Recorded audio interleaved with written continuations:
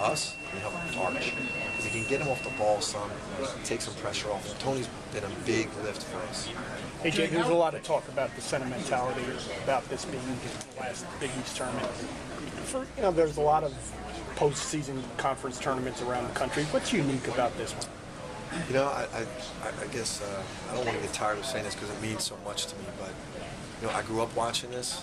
When I had the opportunity as assistant to be here the first time, it was the most exhilarating basketball experience I ever had. When you come into Manhattan and all the alumni from all the schools are here. Everyone's got alumni in Manhattan. The city's buzzing. All the New York City basketball people are buzzing. Then you walk into this garden, and everybody in New York City basketball's here, and all the teams are here, and all the coaches. I just think there is nothing like it in college basketball. It won't be the same, but it's going to be pretty close when we get all those old school teams back. You come in here and Louis Carnesecca's here, and Jim Calhoun's here, and all the greats are here, and everybody wants to come back. It's just the Mecca. There's just nothing like it. What are you going to miss most? I'm not missing it. We're coming back. It's going to be. I'm serious. Big East stuff. I think it's going to be very close, and I'm glad I don't have to. I guess I like our hotel we stay in. I like the bus ride. I like when you pull into the garden.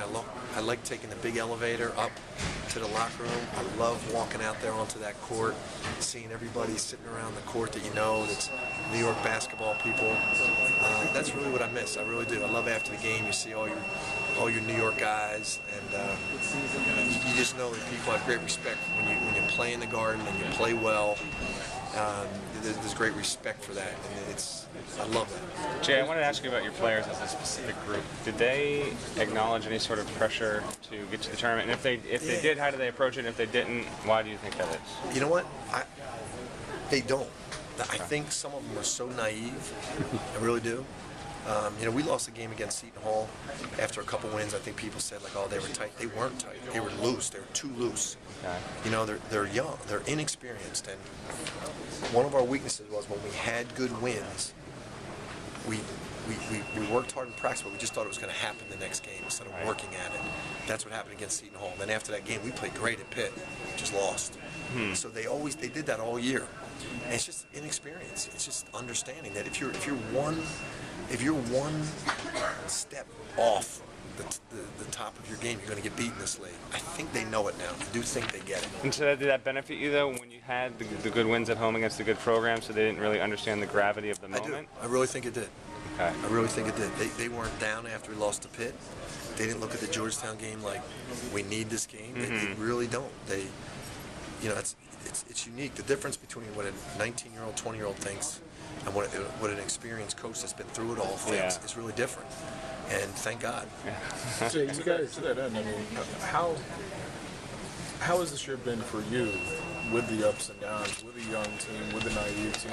And when's the last time you got this much out of this kind of an accumulation of talent? That's a great question. This is a really enjoyable year. And what I really enjoyed was that I could tell our program's going in the right direction. I think the guys were playing the way we want to play. What we call Villanova basketball. Sometimes we did it and lost. Sometimes we did it and won. But we were doing it consistently. We were playing our style consistently. So I was going to be, whatever happened, NIT, anything, I was going to be fine. But I knew the perception would be different. But I was going to be fine because I think this group's going to be good next year. We got a lot of people coming back, and we got a lot of leadership coming back. So it's been really gratifying for me to see these young guys really commit to Villanova basketball. How good a job have you done then? Considering where you are today, and this is kind of where it could be. I appreciate that thought, but honestly, if you don't have, we got very lucky with Ryan, being healthy, and as I look back on this, I think the fact that he grew up watching Villanova basketball, he can recite.